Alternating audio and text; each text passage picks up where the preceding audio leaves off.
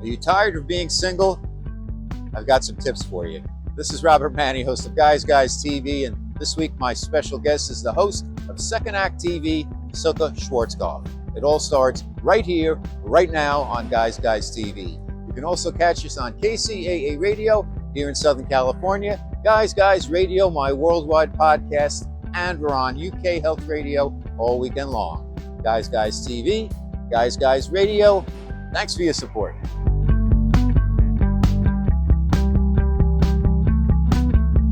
Okay, Guys Radio, it is the interview portion of our show, and I'm delighted to welcome back one of our favorite and most popular guests, the producer, creator, and host of the sensational Second Act TV, all about lifestyles and relationships and everything for folks over 50, my pal, Silke Schwarzkopf. Welcome back to Guys Radio and Guys TV. Thank you, Robert. Thanks for having me back. And look, I have your book up there. I do this on my show. I point at his book when I interview him. So great book. Pick it up. You know what? I still get a check every so often for sales of the book. So thank you very much. And it was I had so much fun writing it, and I'm so glad that people have get some fun out of reading it. Oh, it's fun. It's fun. Yeah. And it's not dark. It's not about the hitman. Maybe it's about the sexual hitman in there, but it's not about it's not a dark topic. It's a rom-com from a male point of view. Anyhow, thank you. Anyway. So today we're going to talk about something that we've touched on in the past. It seems to be very popular, and it's an area that keeps changing, but in many ways stays the same because it's about human nature, and that is relationships and finding relationships and continuing relationships and different types of relationships when you're over 50. It's interesting, Silke, that over 50% of the population is over 50 is single.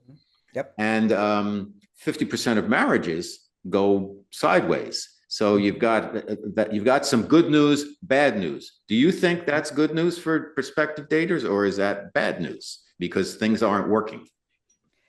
Well, it is what it is. It comes to me right away. Yes, it's good news because there are a lot of people out there looking.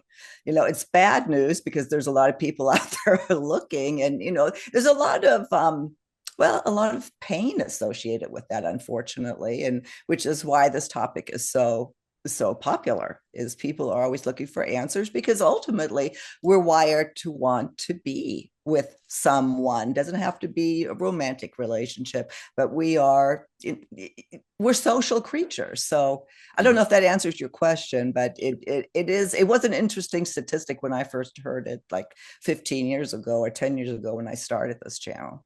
And it's interesting because the goals of a lot of folks over 50, like nobody wants to necessarily be alone, but people over 50, having been through relationships and marriages sometimes, and so many other of the bumps and bruises we get along the way. Some of them have very specific needs in terms of what they want out of a relationship that may be very different than what they wanted when they were in their 20s. You've got folks who've been married maybe once, maybe twice, maybe 3 times when they're over 50. You have people who haven't been married at all, and that puts up, is that a red flag, whatever. But the way we're going to conduct our conversation and have some fun is Silke is going to provide us with the kind of perspective of the experts that she's had on Second Act TV, women and men like myself. I've been a guest many times, and I'm very appreciative of that. And also, I'm going to kind of push back and add some insights into kind of what guys might think, what a guy may think about some of these issues. So let's start right at the beginning.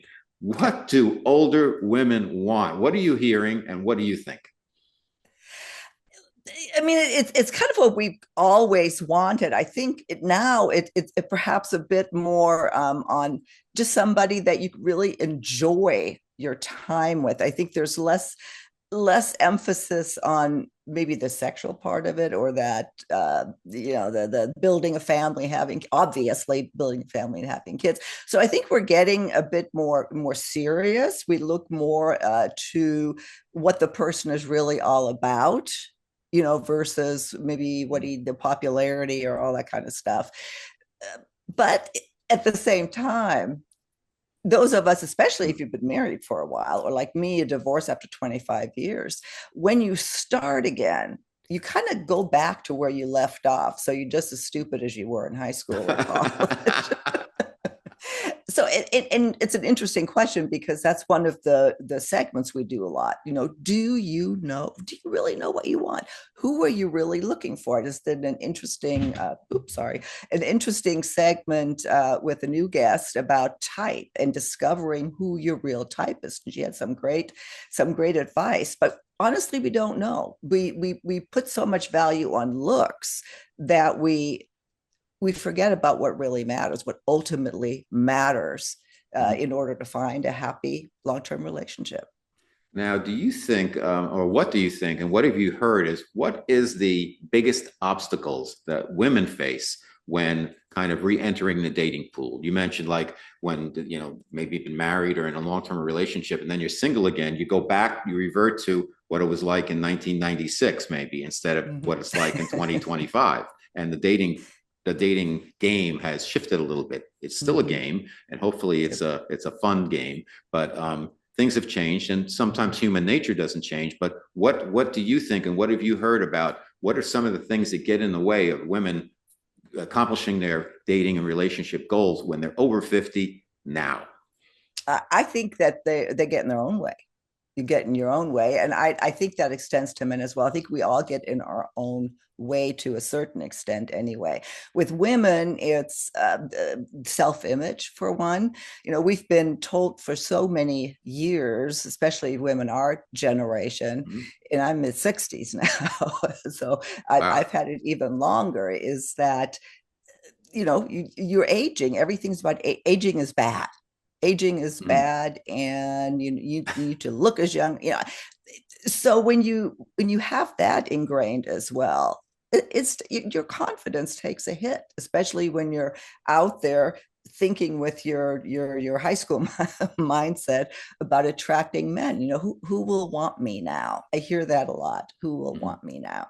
Well, let's talk about the self-image a little bit, because I think one of the things I personally have learned along the way for men, for myself, and also even for women I know who are close to me, you're not going to look exactly like you did when you were 25, but because people change, your cells change. We're changing all the time. That's not necessarily a bad thing. I think the challenge is to look as good as you can based on who you are now.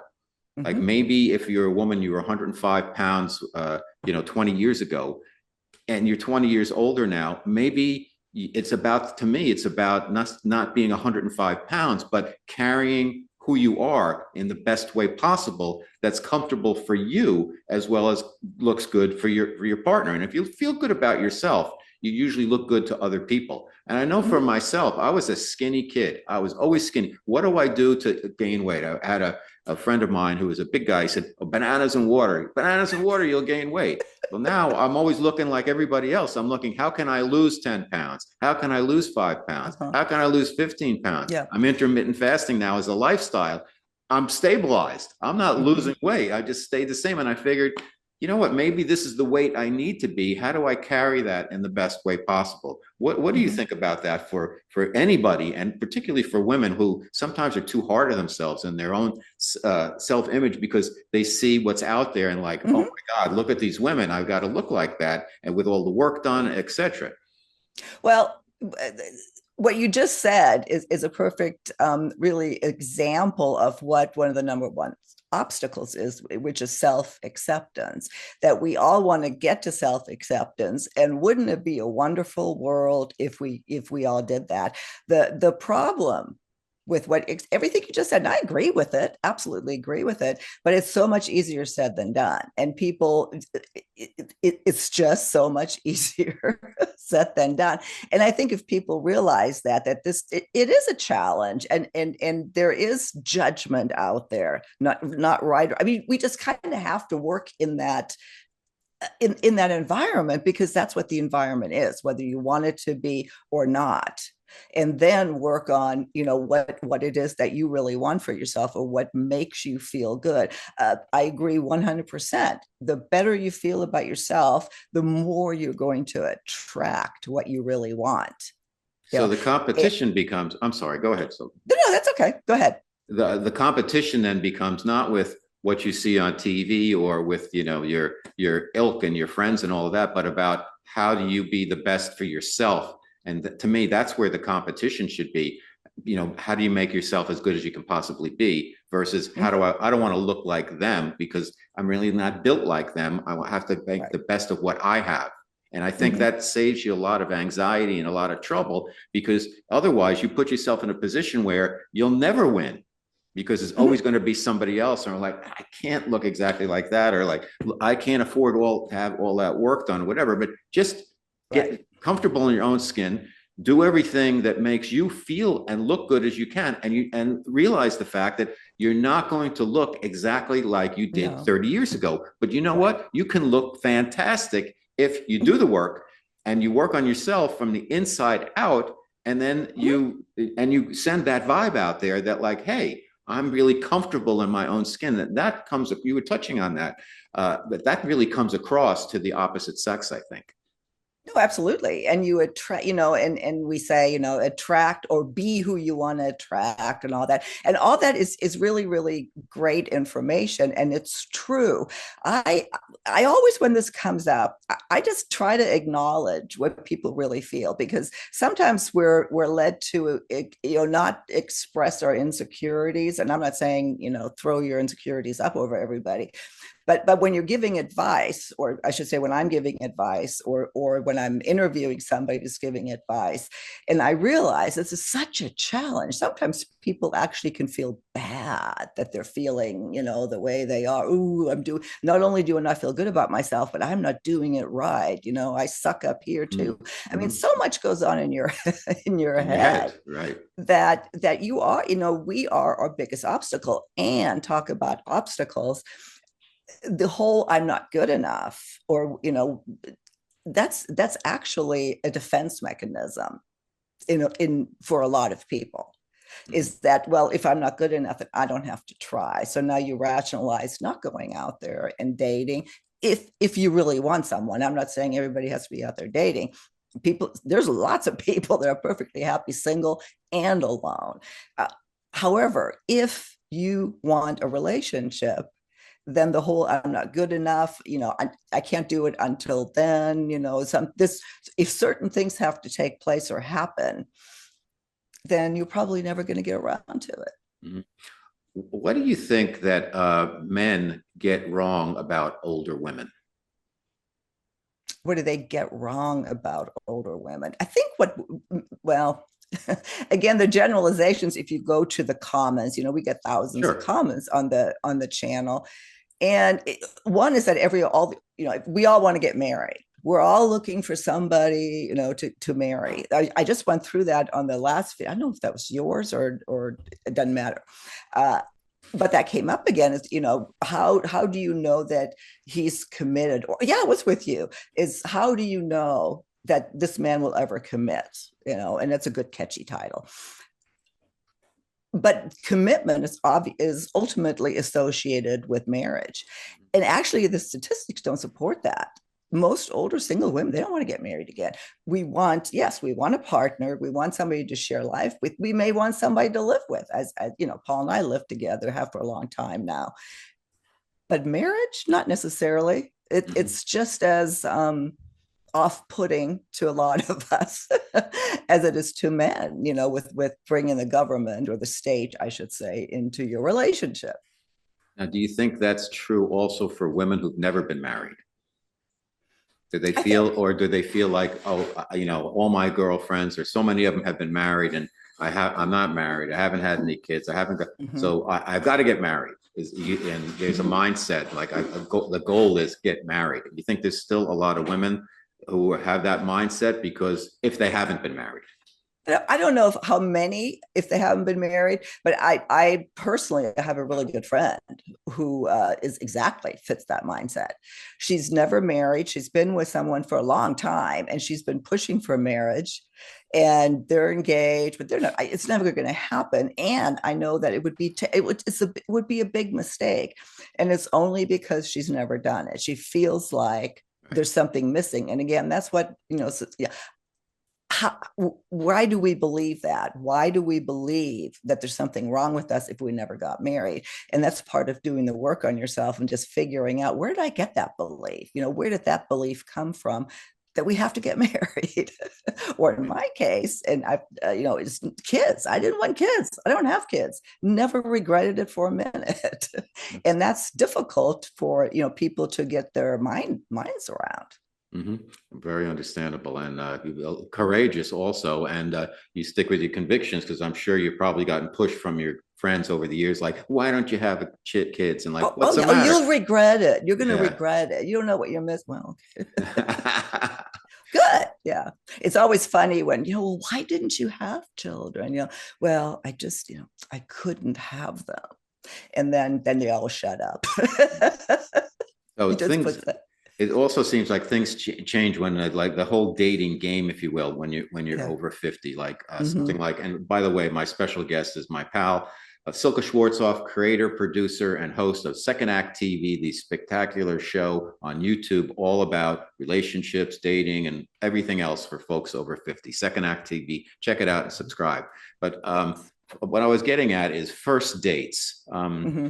When you're younger, first date is a big thing. When you're older, do people even have quote unquote like first dates? Do they go through that ritual the same way?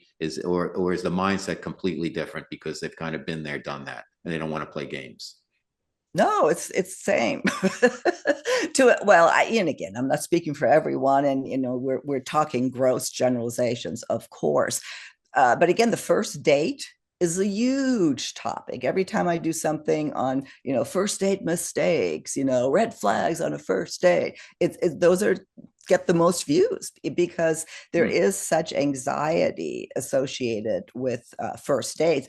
It's probably even worse than it was when we were because of online dating. We have so many first dates that it's a constant, it's a constant rejection, and that's one of the biggest things to get across too, is if we could just accept rejection or not make it so detrimental, or understand that most of the time it doesn't really even mean anything. You're just not a match. This whole process would be a lot easier because most of us, if we online date, get a lot of opportunity to get rejected. Well, it seems like when people are and more, obviously they're using online resources for dating, whether they complain about it or not, they're still doing it because Right. the alternative is not that easy, particularly if you're over 50 in terms of Mm-hmm. approaching people and making Right. friends and new friends and stuff like that. So what's the solution to kind of getting over that first date where people meet at a bar and they sit at a table across from each other if they're not at the physical bar, and they have a glass of wine or a cup of coffee or whatever it is, and then it's like, okay, I'm in or I'm out. Is there a Mm-hmm. better way, or like first date ideas that seem to be something that takes the pressure off, that might be better in terms of maybe there's an activity, go play pickleball or something like that, because it's more about chemistry than just trying to like eyeball the other person Right. and interview them. No, I think that would be good. I think that as a advice again in general, really you have to meet up for at least 20 minutes.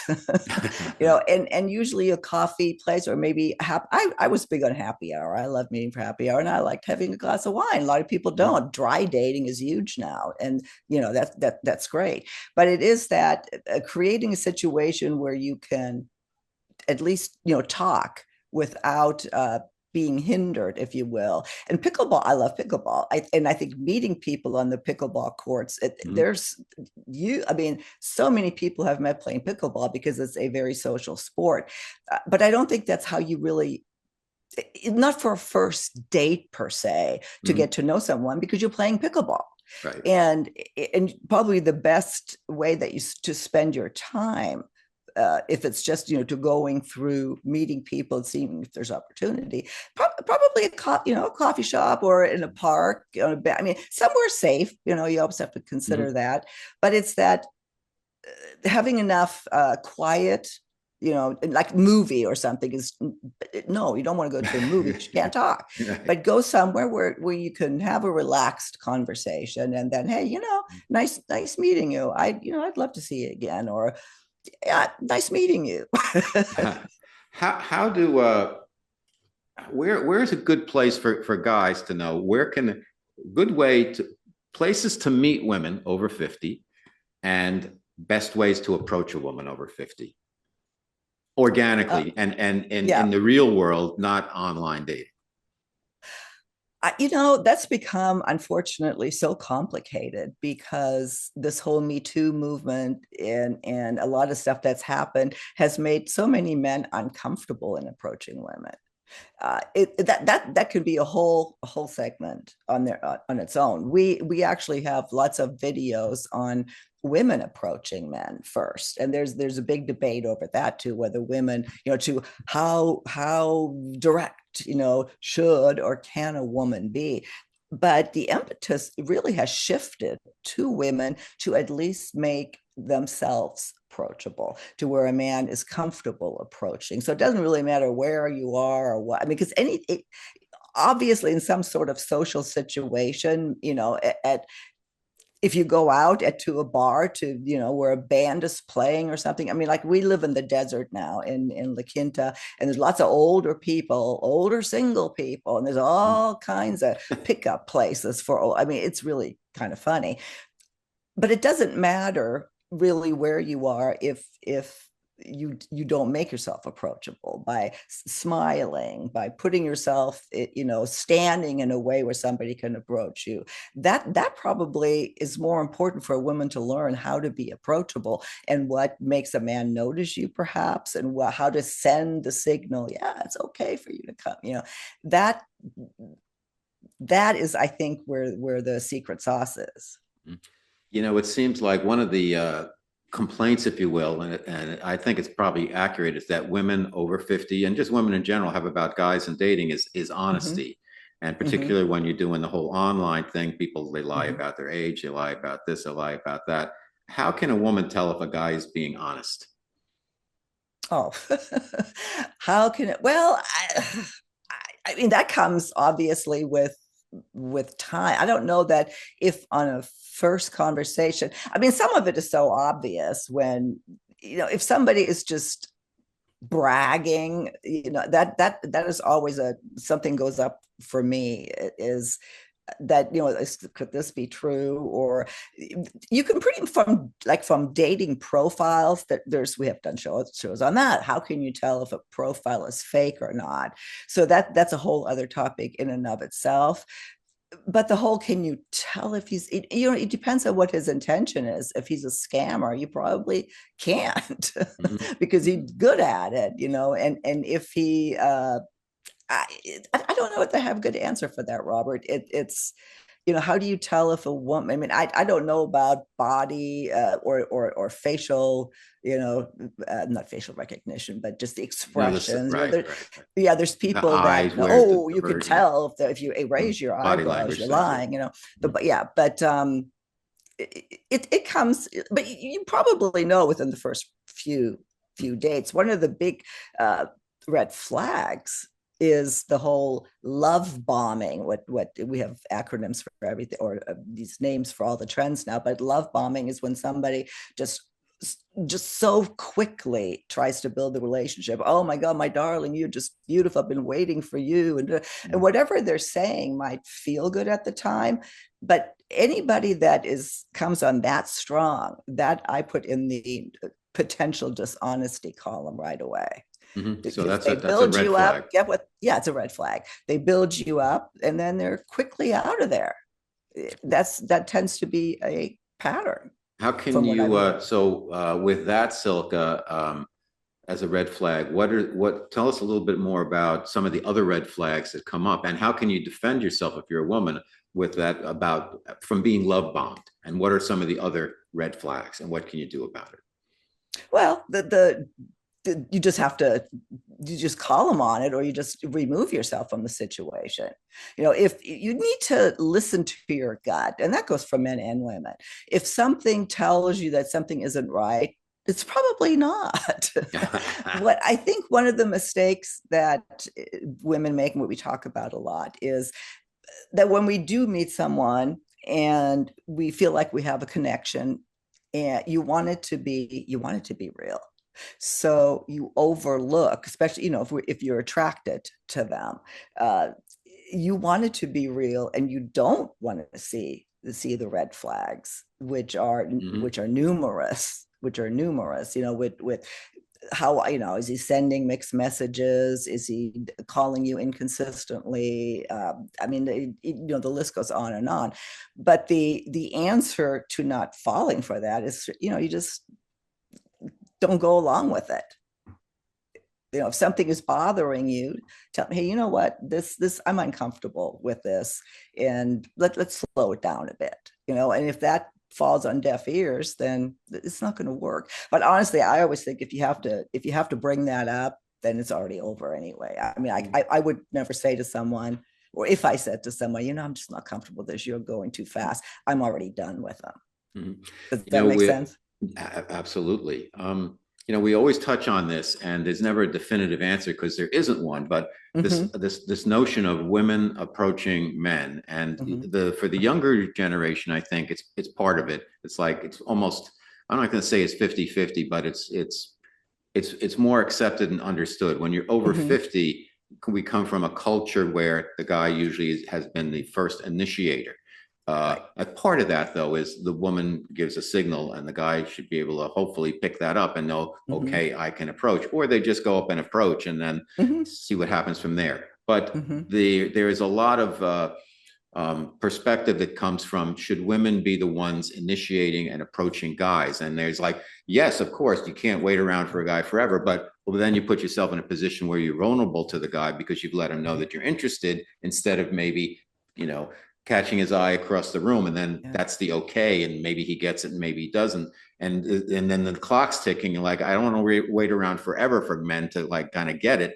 Maybe I should just do the approaching. So there's a lot of different schools of thought on this. Yep. What have you been hearing from your own personal experience, from the guests you have on your show, in terms of, should women be initiating first contact, and should they be asking guys out?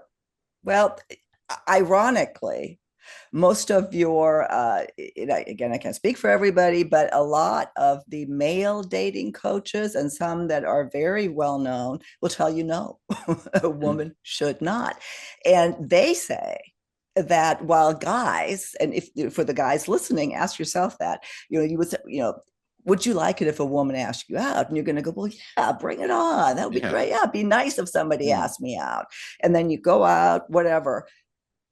Apparently there's surveys or studies, and I don't have that at my hand, but this is the consensus of people that are in the dating space, that while men might like that, they ultimately don't take that woman seriously. That it's not good for a long-term or committed relationship. I'm just throwing it out there because you asked me, what do I hear? So that's like a Mm-hmm. really interesting point. The other interesting point, and this has just recently happened, is that the dating app Bumble, Mm-hmm. if you're familiar with that, Sure. just about everybody, is one of the biggest ones. And their whole intent was to give women, to create a platform where women approach men. Women make the first move. That is what Bumble was all about. And just recently, as we record this, I want to say, I know it was in 24, I think it was late 24, they changed that because of the pushback, the experience, the drop in subscribers. Women weren't, they really didn't love that so much, because now they're experiencing what men experience when it comes to Rejection. rejection. The other thing, and I'll throw it back over to you, but one of my big pet peeves online, and what I've talked about in the show, is that if you're going to approach, like texting, online or something, when I would get messages or something like, hey, how are you, hey, it's like, I mean, if you can't read my profile and then do something a little better than that, I mean, the hey was like one of the biggest turnoffs. Well, according to this one author that I just read too, this is what women are now doing, or they started doing that on those platforms, on Bumble. It was like, hi, like a little high schooler, hey. So it's really funny how maybe the rejection part controls us more so than our masculine or feminine energy in that sense. I thought it was really interesting. Mm. Yeah, it's interesting. I guess maybe I think the idea behind it and where it may work because it worked in my relationship, is that the wink on the match. Yes. Like Yes. I sometimes like the the wink. women will, they wink at you, and that's, it gets giving you a green light. That means you Yes. can, but that doesn't mean they're going to do all the work. That means you can contact me because I saw you and Right. I'm like open-minded about you. And that's how I met my wife. She Mm-hmm. winked at me. She had a free 3-day pass on Match, and she winked at me, and we met, and that was it. And now she didn't go further after the 3-day pass, thankfully. And so it can work out that way. But that didn't put a whole onus. That wasn't like, oh, Right. I don't throw it in her face. Like, you came after me, you made the first move. And I think Mm-hmm. that's the key. If a woman makes the first move, maybe she reaches out to a guy online, or even says, Mm-hmm. hey, let's go get a drink, or come on, we're doing this and you want to come be part Yep. of that. I think to make it work, you just leave it at that.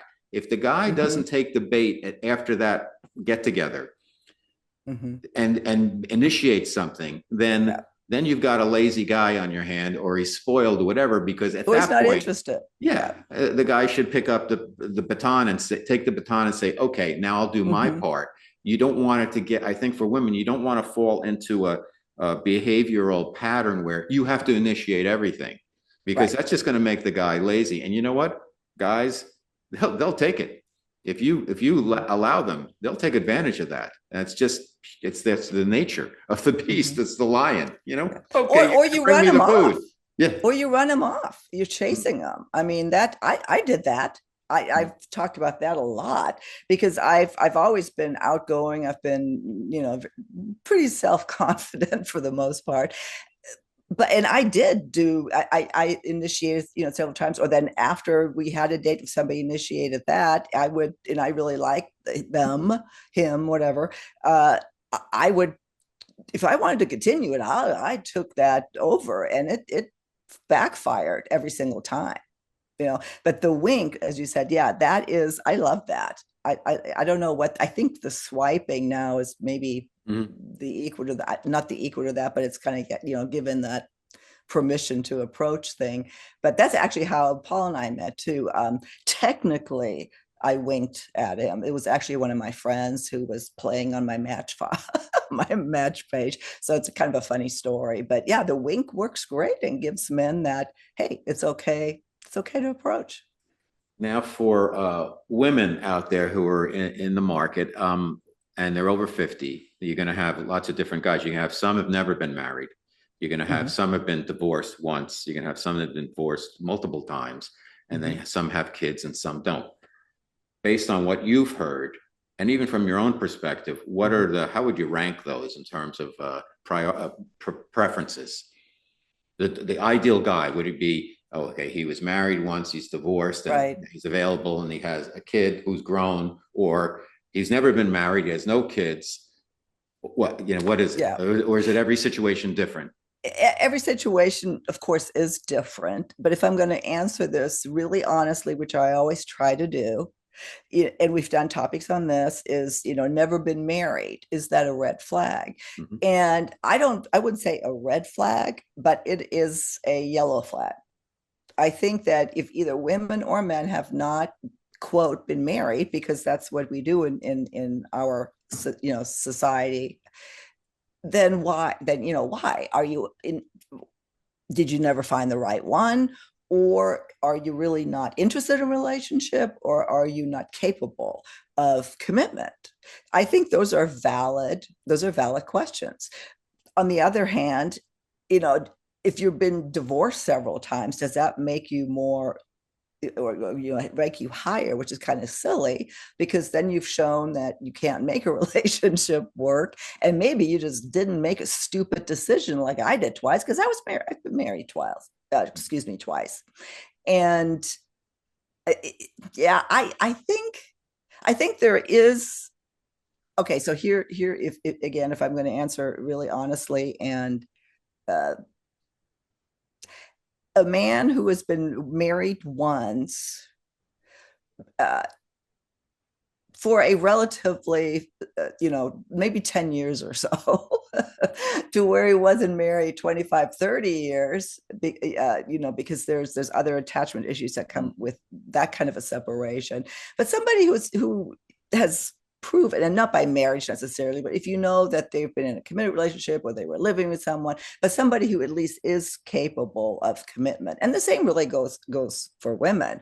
And I would say, like to men, if the woman has been married a lot, I would run for the hills. I'm sorry. It's just, every time you get married, especially after 50, second marriages break up quicker, third break up quick. It's just, it's Right. almost stupid to, why get married? That then becomes an issue. Why are you really getting married? Well, sometimes some people I've heard they have these quote unquote starter marriages, and I had like, that, yeah. okay, so I'm like, so I just for the folks who, particularly the guys who were single for a long time and never married. I was on Match. I met a lot of women. Not all of them asked me, but a lot of them would ask me, "How come? Have you ever been married? Why not?" And my answer was, "I've been in some long-term relationships. Obviously, they didn't work out. That's why I'm here. I guess I haven't met the right person yet. I travel. I'm busy at work. I'm interested. That's why I'm showing up here." And then would leave it at that, and it would never come up again. And I'd let them make their determination. Is there, is this guy a narcissist or what, or is he a serial dater? And based on my actions and how I treated them, I hope that they would make come to the right conclusions about me. So if you're a guy out there and you're single because you haven't met the right person, which was my situation, just say it. Right. It's not like you never I dated, agree. What you just said is what you just said is the perfect answer. Perfect answer. Well, it's true. And for you, it's true. So it was perfect. Yeah. Well, thank you. And I guess it worked out because I did meet the right person and I got married and we're still married. So I was reading an article, like a lot of times when we have our conversations on your show, Silke, you'll bring up an article and we'll talk about the author's perspective. So I was reading one and it said 4 rules for men when you're dating. And I can attribute this for when you're dating a woman over 50. I'd like to get your perspective from yourself and from some of your guests. 1, be honest with your intentions. Yes. Yeah. Be honest with, because ultimately, if you're not honest about your intentions, it's just that's going to backfire too. And with intentions, meaning, are you looking for a relationship or do you just want to get laid? But just don't waste anybody's time. Yeah. Be honest with your intentions, not just for the benefit of the woman, but for yourself. Now, because if you're not honest with your intentions, you're not going to get what you're looking for. And how do you kind of ferret that out if you're a woman? Because guys don't want to be asked on the first date, like, what do you want? Do you want a relationship, or, you're just getting to know somebody. So I think you have to be careful with how you kind of find out what the person's intentions are. It's not just about asking. It's about, I think, getting a vibe as to what this person really is interested. They want to have sex with me. Yeah, let me clarify one thing is that when you say be honest about your intentions, that is not a question. That is something, just be honest about your intentions, but nobody should ever ask, or a woman should guess, well, what are your intentions? Or are you looking, and I think the whole, are you looking for a relationship? A question should never be asked on a first date. Yeah.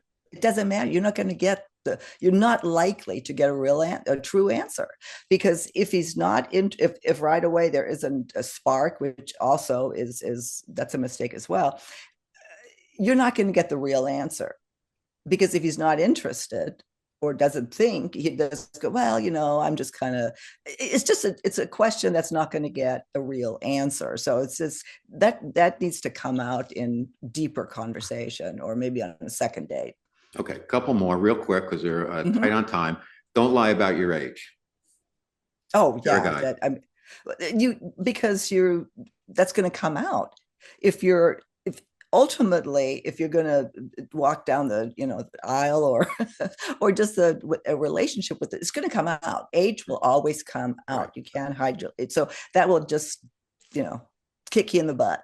Well, I'll never defend the lying about your age, but I understand the rationale, particularly if you're online dating. Let's say you're like in great shape and you're a really good looking person and you're 61 and you put yourself as 58, because you can easily pull it off. And after, 40 or so, some people who are 45 look like they're 65, and some people who are 65 look like they're 45. And you don't want to get yourself locked out because of the algorithm. So I think there's Right. a little bit understanding there. And when you meet the person face to face, you can, if they, That's when you need to clear it up right away. I okay, agree. I agree with you that because it does the filter thing. right. It's just playing the dating game. But right, I mean, I was answering out of, when you come to the first date, you're Got sitting, it. you meet this person, you've got to be honest about your age, Got it. because that is actually, that and weight are Mhm. the two things that people get upset Right. about the most. Right. Okay. Number three, don't only talk about yourself if you're a guy. Oh, yeah. Well, and that goes for both as well, but especially men, because men tend to fall into that. It is kind of a guy thing, you're whether you think that you have to display what a great guy you are, how successful you are, blah, blah, blah. A lot of it comes from just being nervous as well. Men sometimes don't want to admit Mhm. that. So talking about yourself is the one thing, and if there's certain things you're proud of, but yeah, Mhm. you just turn you if you don't engage in the with the other person, you don't learn anything about her. We have this thing that says, and I think I talk with you about that too, if you want to be interesting, shut up and ask Mhm. questions. And that brings me to the fourth and final point, which is be curious about who the woman is. Yes. Yeah. Ask her questions, and not to, well, that's, yeah, I do this. What about you? It's always the what about you? How do you feel about that? Yep. Is make sure you engage in conversation for your opinion. That Got it. right away draws a woman in, if that's what you want to Mhm. do, Mhm. because you're being taken seriously. You're not Got it. being talked at. Got it. So it's a really good point. Now, I picked this up online. Forgive me, whoever wrote this article, but I think you did, as we just proved, a really good job in terms of some rules for men for Absolutely. dating. So thank you. Absolutely. And thank you, Anonymous. My bad on that one. But anyhow, my good in that I've had a successful conversation once again with one of my favorite, if not my favorite guests on Guys Radio, the amazing Silke Schwarzkopf, creator, host, producer of Second Act TV, the sensational runaway hit on YouTube. Subscribe. You can catch me there frequently, as well as a whole bunch of other fun Yep. folks. And I'm always thrilled when you come back to Guys Radio. And it's Me great to too. see you again, Silke. So thank you so much. Robert, thank you so much. I appreciate it. If you enjoy the guests and content I bring you each and every week to Guys TV and Guys Radio, please support us by subscribing to our channels and platforms. Thank you.